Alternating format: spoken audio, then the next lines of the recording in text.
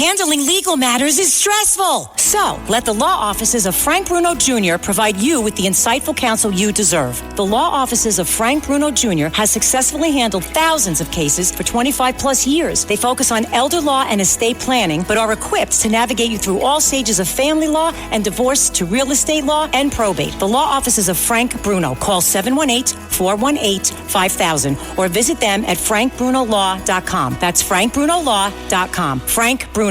He's your numero uno. Feisty, fearless, and fair. She's an Emmy-winning journalist from the White House to war zones, telling all sides of the story. This is the Rita Cosby Show. Lovely Rita, meet a maid. Nothing can come between us. When it gets dark, I tow your heart away. Standing by a parking meter. Breaking news. And tonight on the Rita Cosby Show, some big news coming in the last few hours. The New York Times, which is not exactly a conservative publication, well, the editorial board is calling for President Joe Biden to drop out of the race. This is enormous news, again, coming from the New York Times, which is often very pro Joe Biden. They are saying in their editorial, which just came out a few moments ago, quote, his candidacy is a reckless gamble. And essentially that if he cares about this country, he will drop out of the presidential race. That is enormous news coming from the New York Times. And it comes as there has been a chorus of individuals, many Democrats, also saying they need to, quote, look at other options after President Biden's dismal debate performance. We were live with you last night, Bill O'Reilly and I, as the debate was unfolding. It was absolutely incredible to go through that moment with you. And much of it happened pretty early on. It was about 12 minutes into the debate. And suddenly we were hearing a very rambly, a very incoherent Joe Biden. I'll tell you, as I was listening to it and watching it, I was stunned. I was truly stunned. I love this country. I want our president to do great. Whoever our president is, whatever political party, whatever strife he comes from, I want our president to look strong and great, and I want our president to look coherent. Because guess what? It doesn't just matter for America. It matters for the world. The world is watching.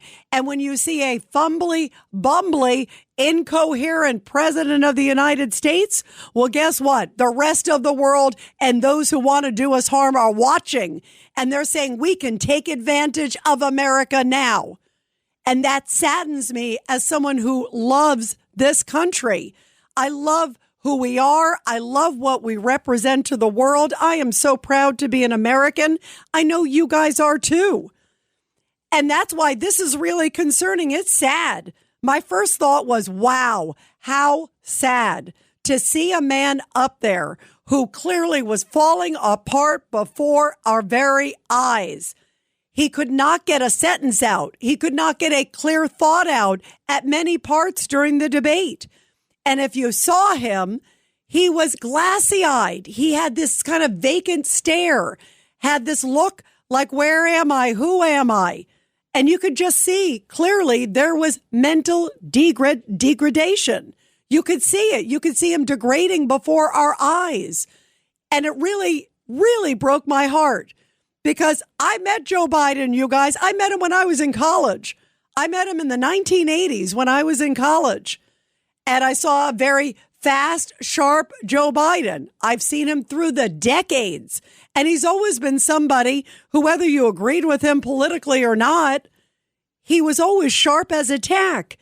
He was always, spunky and feisty. And I think about when he did the debate with Paul Ryan, it was the vice presidential debate. I say he cleaned Paul Ryan's clock. He was really sharp and he was really spry. And he was an attack dog. And so this was a far cry, what we saw last night. It was a hollow piece of this man. And that really saddened me as somebody. We all have had older relatives or older friends, and you look and you say, boy, that person is sadly degrading. There is clearly some form of dementia, something creeping in. There is no doubt in my mind. And when you see him, it is heartbreaking. We've talked to a number of doctors in the last 24 hours. They all feel the same way, too. It's that empty, sort of vacant stare that we saw him, even when President Trump was talking to him and saying things to him. You're thinking, is it registering? Is it not registering? It was the worst debate performance I have ever seen. It really was. It made me think, boy, this guy cannot run for office again. Not just for himself and his family, but for the country and for the world. And that really saddens me. And it's obviously so apparent that we are hearing again this new news that the New York Times editorial board coming out just in the last little bit saying that Joe Biden essentially is not in a position to run, that this is a time where we need strong leadership. We need somebody at the helm, and the world is a mess, and you need somebody with clarity. They believe that he is not the man. They believe that he appeared, let me read you a quote. He appeared on Thursday night as the shadow, they say, of a great political servant. He struggled to explain what he would accomplish in a second term. He struggled to respond to Mr. Trump's provocations. He struggled to hold Mr. Trump accountable for his lies. That's coming from the New York Times. They are saying, hear this, but the greatest public service Mr. Biden can now perform is to announce that he will not continue to run for re-election. Wow. That is a direct quote from the New York Times editorial board. Wow, wow, wow, wow, wow. And maybe they're talking about this moment. There were a lot of moments, but I think about this moment especially from last night. Joe Biden early on in the debate, and listen how he sadly stumbled and bumbled before our eyes and the world's eyes. Every single solitary person eligible for what I've been able to do with the with the COVID, with dealing with everything we have to do with. Look, if we finally beat Medicare. Thank you, President Biden. President Trump? Well, he's right. He did beat Medicare. He beat it to death, and he's destroying Medicare because all of these people are coming in. They're putting them on Medicare. They're putting them on Social Security. They're going to destroy Social Security. This man is going to single-handedly destroy Social Security. These millions and millions of people coming in, they're trying to put them on Social Security. He will wipe out Social Security. He will wipe out Medicare. You just heard it. It was like, And then, of course, you heard that moment with President Trump coming back with some zingers. You got to be sharp. You are leading the free world. You got to be sharp. And then he fumbled and bumbled again.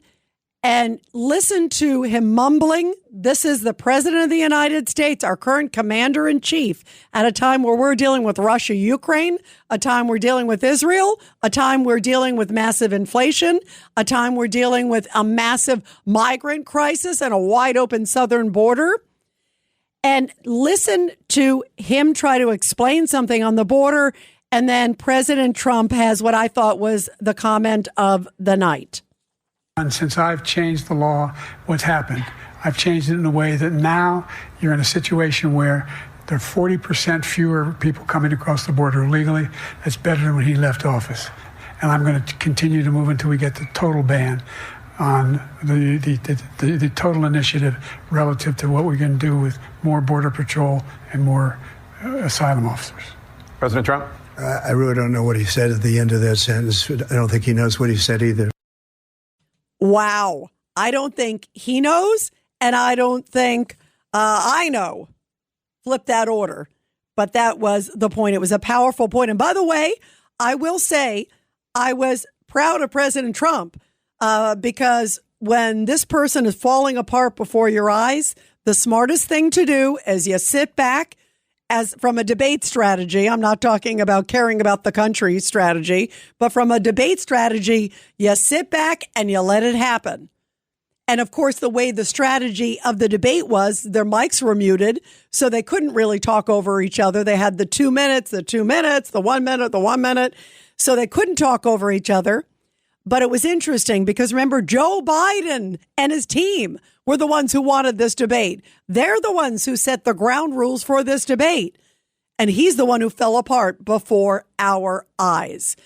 And there was a chance for President Trump to cut back and wipe at him and swipe and say some really horrible things and shocking things, because we were all shocked watching it. We're all watching it together and listening to it together. And the only thing he really said was that right there. I mean, he made some other comments and made his eyes roll, but for the most part, he was extremely, extremely restrained and extremely dignified and also very, very sort of presidential is what people are saying. I thought Trump had a great performance because he came across very kind to seeing an elderly, feeble, well-meaning old man next to him falling apart. And that's pretty much what Robert Hur said, remember? And the reason that he didn't prosecute him for classified documents. We just saw it before our eyes. No wonder Robert Hur, remember, he gave his information to the DOJ. We saw the transcript of the conversation, but they have not released the audio tapes that show apparently why Robert Hur said we can't prosecute this guy because he's an elderly, well-meaning old man, that a jury would never find him guilty because they'd feel too sorry for Joe Biden. So they're prosecuting Trump because he's coherent, and then yet they're giving Biden a pass because he's an elderly, well-meaning old man. That's what Robert Hur said in his report, essentially, about Joe Biden. And he put the transcript. It looks terrible. He couldn't remember the date that his son died. He couldn't remember the dates that he was vice president. Those are huge deals. And we all said, God, boy, that sounds really bad. Let's listen to it. Well, guess what? They won't hand over the audio tape from that interview with Robert Hur and Joe Biden. And guess what? After seeing last night, we know why. Because we would have seen it and heard it a lot earlier had we not had this moment last night. Now they should absolutely turn it over to the American public. They should be demanding right now those tapes should be turned over immediately. And I know a number of Republicans on Capitol Hill are saying that, and it should happen tomorrow.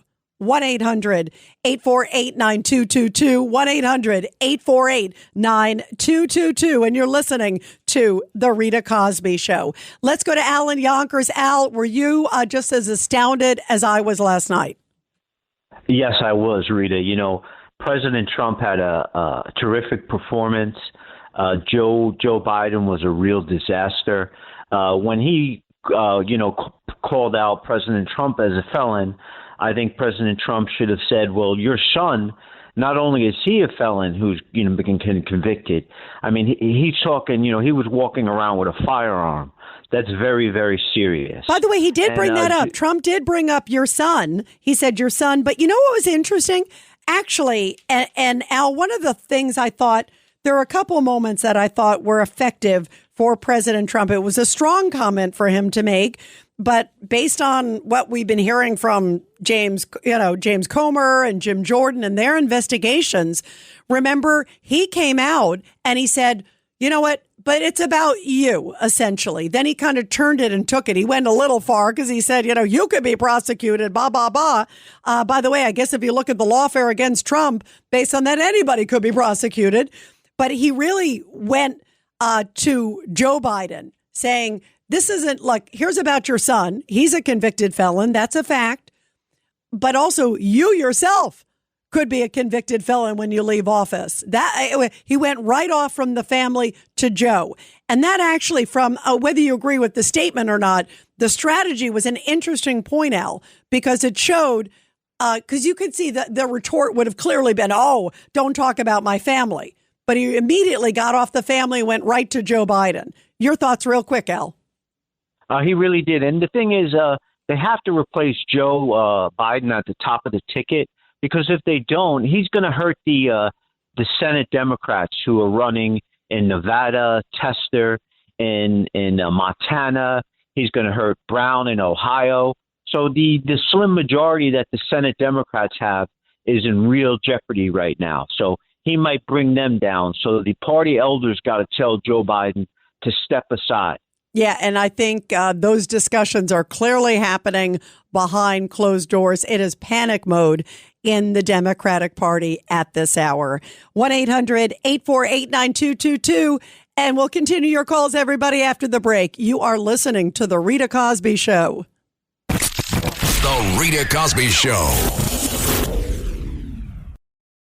This is Greg Kelly for Priority Gold. What does it mean to be America's precious metals dealer? It means that you're in touch with the hearts and minds of those who love this country, value our freedom, and want to protect the future. Priority Gold is that precious metals dealer. They've helped thousands of Americans back their retirement with solid gold and silver. Call Priority Gold at 888-506-6439. Receive free shipping, free storage, a free investment guide, and one of the best purchase experiences in the industry. Call now or go to PriorityGold.com.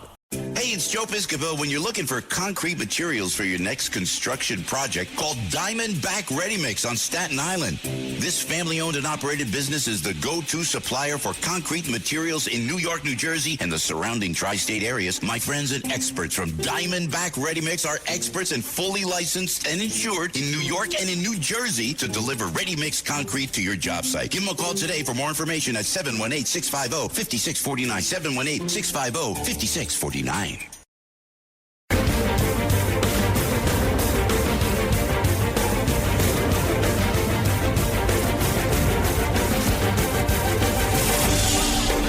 It's the Rita Cosby Show.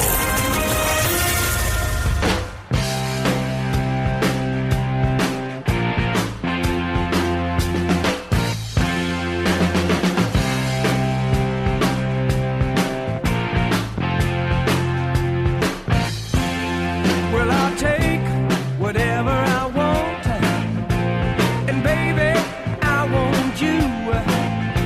Well, I want a president who can get a sentence out.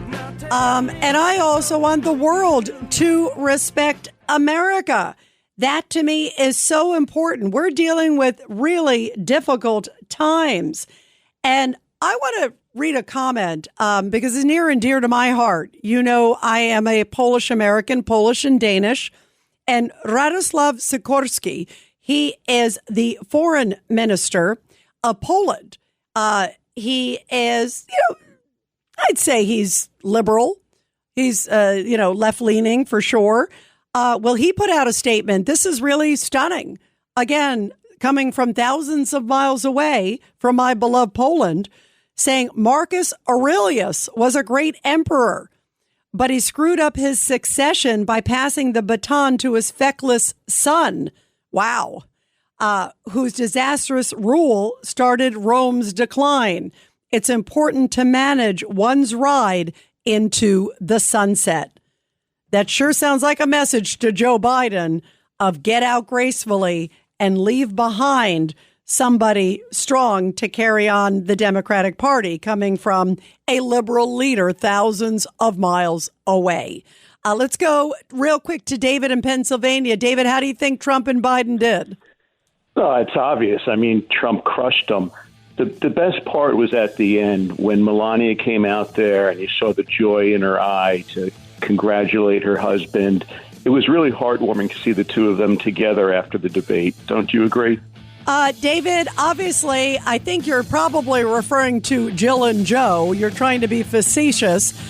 Clearly, Jill Biden leading him off the stage. Joe Biden needed help there, too.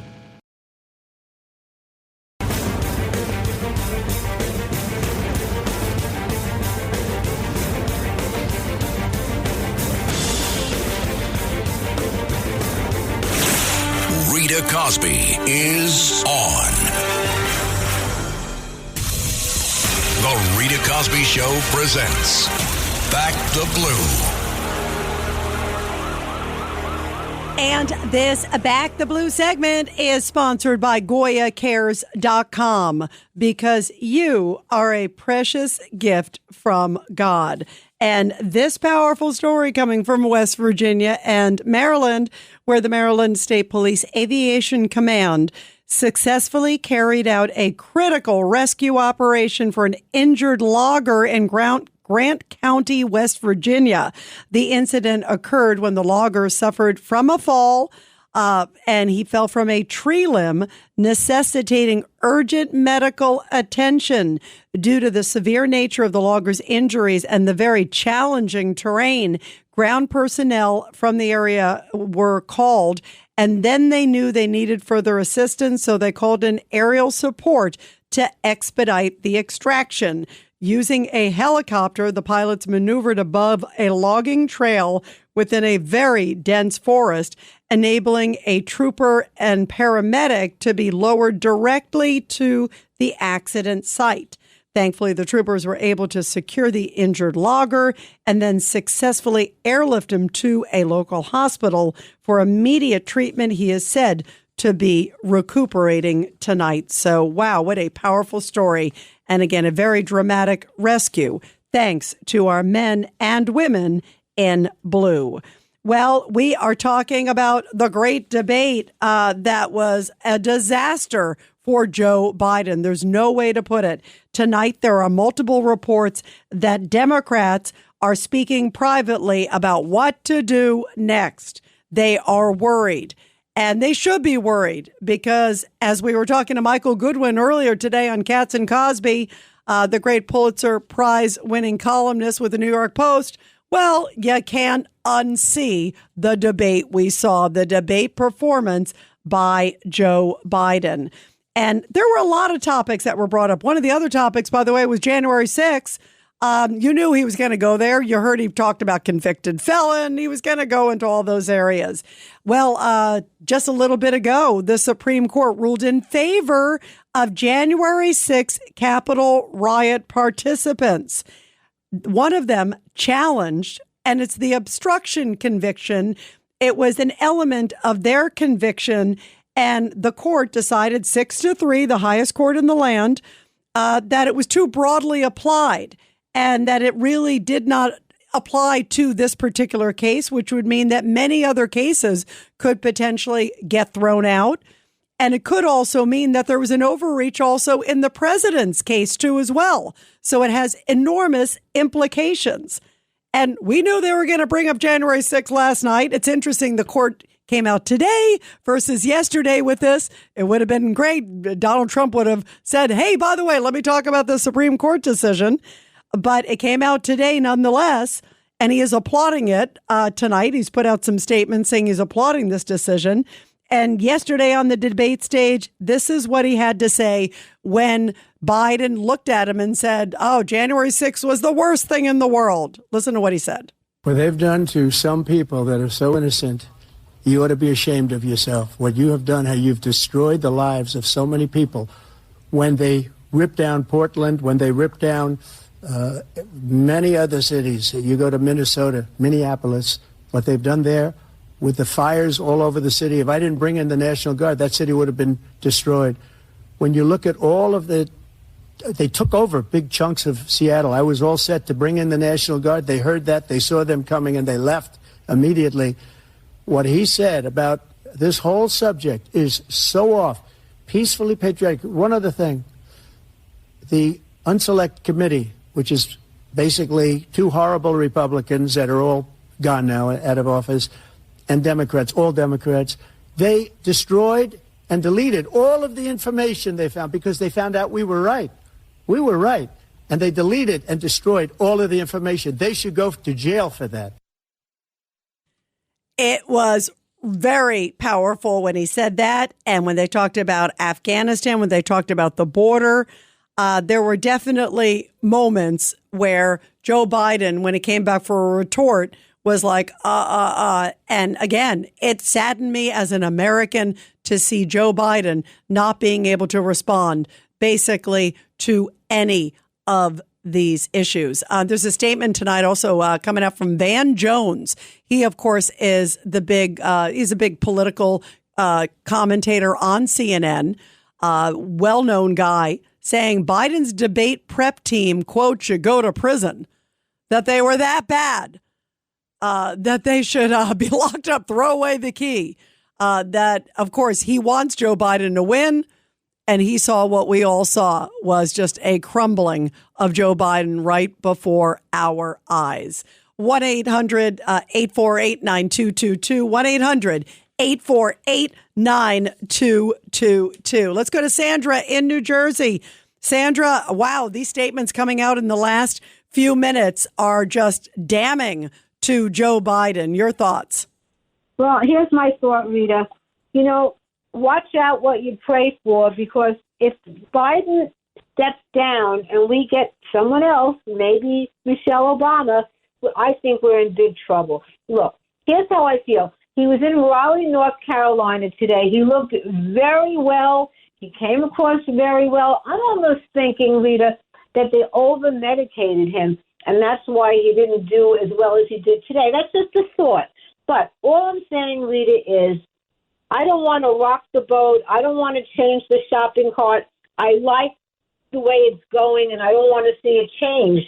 So I want Biden to stay in this election, and I want Trump to beat him like he's doing. I want Trump to stay very humble now and not be boastful about how well he did. But I love Trump. I want him to win, and I don't want to see anyone else step into this election. I want it to be Biden and Trump, and I hope that's the way to victory. Well, by the way, President Biden today, you brought up his appearance in North Carolina. That was amazing to me because I was curious, how's he going to do a rally after what we saw last night? I mean, he just looked so exhausted, even at the start of that debate last night. I thought, how's he going to get through the debate, let alone another day? He just looked tired. He looked out of it. Again, he had that glazed look on his face. And yet you may get your wish, Sandra, because it doesn't sound like he wants to leave the race. I told you the New York Times editorial board, that's astounding, is calling for him to leave the race for the good of the country, they're saying. Also, many Democrats are also saying he should exit immediately, that it was so bad, it's irreparable. Many Democrats are saying publicly and privately. And yet Joe Biden, if you look at that performance today, it was like Jekyll and Hyde. I mean, I couldn't believe it. What you just, were describing, Sandra, because I saw it too. I'm thinking, how's he going to get out there? He gets out there in North Carolina, and he was sort of the angry State of the Union Joe Biden that we saw, not that long ago at the State of the Union. He was pounding his fist and screaming and amped up on who knows what. But he was like the full of energy, totally amped up Joe Biden, a little out of control, clearly. He had a prompter, though, remember, for State of the Union. And he did have a prompter and, again, speechwriters for today as well, just like he did for sure, of course, at State of the Union. So maybe this is the way he responds when it's in writing. He can't speak when it's not in front of him. I don't know. Maybe there's something. I'm curious what you guys think. And I'm being very sincere that I don't know why we're seeing such two different people. Last night, he looked like he was 140. And today, he looked like an angry 80-year-old man. And that was not the guy we saw last night. So here's a little bit, just exactly what you're talking about, Sandra. Here he is today in North Carolina at a rally. And remember, you saw him last night. He was out of it by everybody's account, even by Democrats who love Joe Biden. They were completely shocked and disappointed and panicking. And then they see today, and he says this. Here it is. I don't know what you did last night, but I spent 90 minutes on the stage debating a guy who has the morals of an alley cat.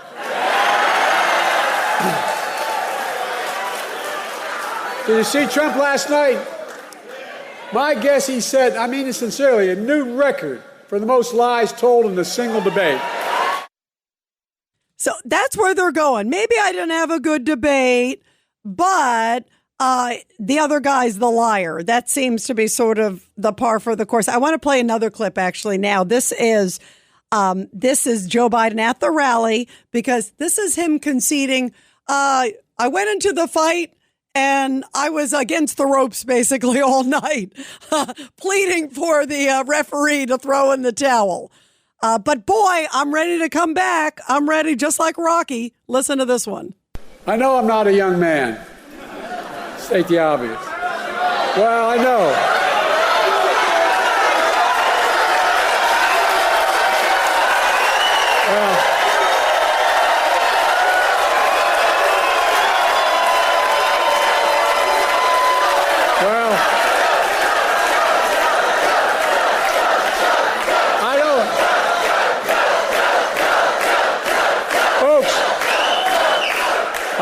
As easy as I used to. I don't speak as smoothly as I used to.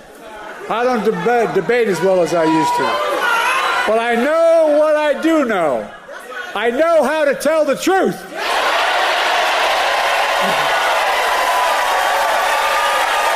I know right from wrong. And I know how to do this job. I know how to get things done. And I know, like millions of Americans know, when you get knocked down, you get back up.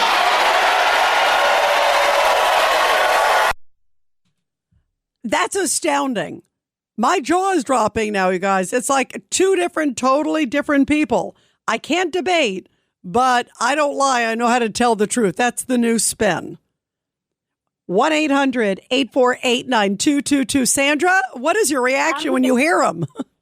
Well, I'll tell you, Rita, either the drugs wore off. Yeah, on the debate yesterday, he got better towards the end, and I'm thinking they over-medicated him, and it started to wear off, and he got a little better. And then today, he was himself, no drugs, and maybe this is the real man today. That's what I'm wondering. Yeah, who knows? Will the real Joe Biden please stand up?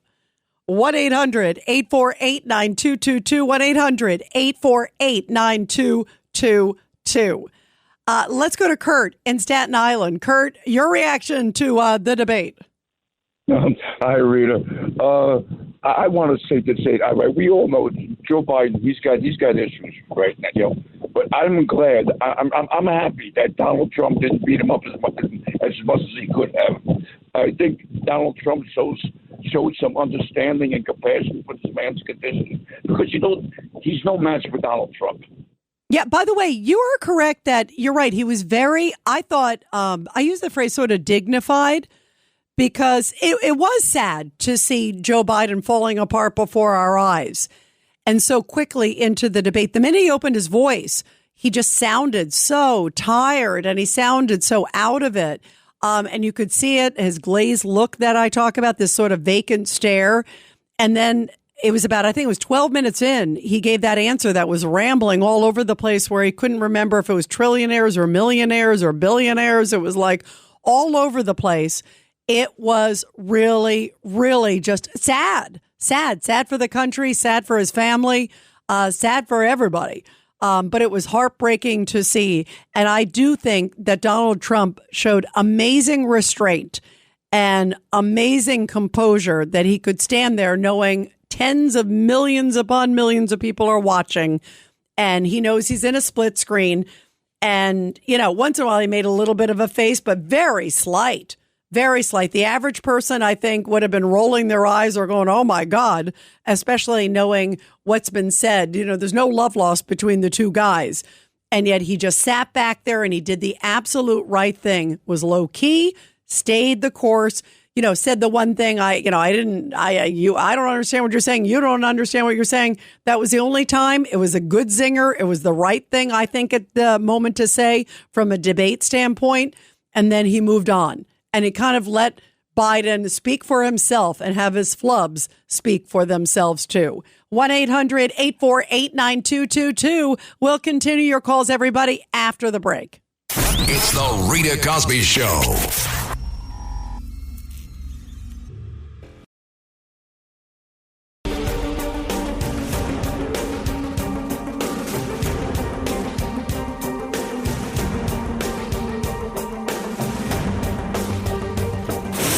This is the Rita Cosby Show.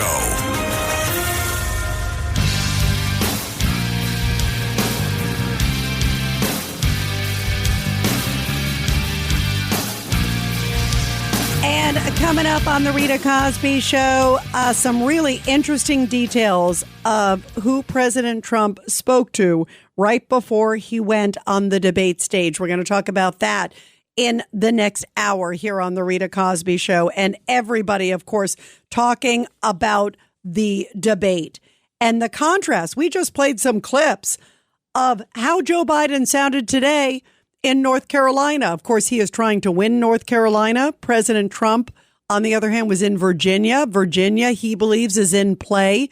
If you look at some of the polls, Virginia, which has not picked a presidential candidate, has not voted for a presidential candidate in 2 decades, a Republican one. Well, guess what? It is in play if you look at some of the numbers. And that shows that President Trump is definitely on the upswing. And I think when the new polls come out after the debate, usually they take, 24, 48 hours or so after the debate to get official polls, not the exit polls, but the official polls. When we get that, I bet that the margin between him and President Biden will widen and that Trump clearly will move ahead in the polls. There's no way after this dismal performance and very sad performance, I think, by President Joe Biden. 800-848-9222, 1-800-848-9222. Let's go to Stan in Forest Hill. Stan, your reaction to the debate. I'm curious. What do you think? It was my girlfriend's birthday last night. I went to her apartment. I said, let's watch this thing at 9 o'clock. How romantic. Well, wait a minute. At 9:20, I picked myself up, shut the set, and I went home. I was not happy with what I saw. Yeah, because you like Joe Biden. Just a minute. I was not happy with what I saw. Okay, so now why? Wait a minute. He looked like Bob Marley from A Christmas. Remember Bob Marley from A Christmas Carol? Wait. Who looked like Bob? Biden looked like Bob Marley? Biden. He looked like white Bob Marley, like the Christmas Carol. He looked old and so forth. I missed that one, but I get the analogy. Go ahead. He did look old. I'm not going to say he didn't. Yeah, and he sounded old. He didn't just look old. He sounded old. Too much. What hurt him was this idiot 6 days of doing this. Plus, he had these constrictions. I think like today, you said in North Carolina, he was pretty good, right? He was going He had a prompter and he had a speechwriter. Well, hey, Trump uses Stan, the things well. Stan, do you know? Hang on. He uses teleprompters, doesn't he? Of course he does. Stan, you know who had the restrictions put on? Joe Biden and Joe Biden's team. They set the standards for this debate. They said, okay, we're going to have it over here. We're going to do no audience. We're going to do just the podiums. They won't be able to talk over each other. Can you imagine how Joe Biden would have been if Trump could have talked over him? He really would have needed to be cleaned off the floor. You know what I'm saying? But he was lucky because he set all these things that were totally against the odds of President Trump. President Trump wanted them to be able to speak over each other. You think he would have picked Jake Tapper and Dana Bash of CNN? Heck no. They were pretty good. Actually, they were pretty good. I agree with you. What do you want? They were okay. But I'm just didn't saying, waste time. You have to agree. You have to agree that he went in knowing the deck was stacked against him. I'm talking about Trump. And yet he still agreed. And these are the terms Joe Biden and his team set up. And you're now blaming Trump for setting it up, or you're blaming the debate preppers? Can you imagine if he had no prep, what he would have said? He probably wouldn't have been able to get a sentence out. The Biden people set up this format. It was terrible. They shouldn't have done it. It was constricting for Joe Biden. I could see it. So, like today in North Carolina, he was going like gangbusters. He don't need any constrictions. Just let them go at it, yell or whatever. No, but they don't need an audience. Let them just go at it. And the hosts stay out of it. And just when it's half hour, they come in. Let them go at it completely. I think he would have been better off like he was today. Even you said in North Carolina. He was much better today. The problem is, Stan, when you do a debate, you can't have a teleprompter and you can't have a speech right in front of you and you can't have notes. which he clearly had today. And I don't blame him. That's what happens when you go out and you do campaign events. You have that. But guess what? When he has none of those things, he freezes and he can't get through it. So guess what? When you're in a meeting with like Putin or someone like that, you might not be able to be on a teleprompter. Hey, it's Joe Piscopo. When you're looking for concrete materials for your next construction project, call Diamondback Ready Mix on Staten Island. This family-owned and operated business is the go-to supplier for concrete materials in New York, New Jersey, and the surrounding tri-state areas. My friends and experts from Diamondback Ready Mix are experts and fully licensed and insured in New York and in New Jersey to deliver ready-mix concrete to your job site. Give them a call today for more information at 718-650-5649, 718-650-5649.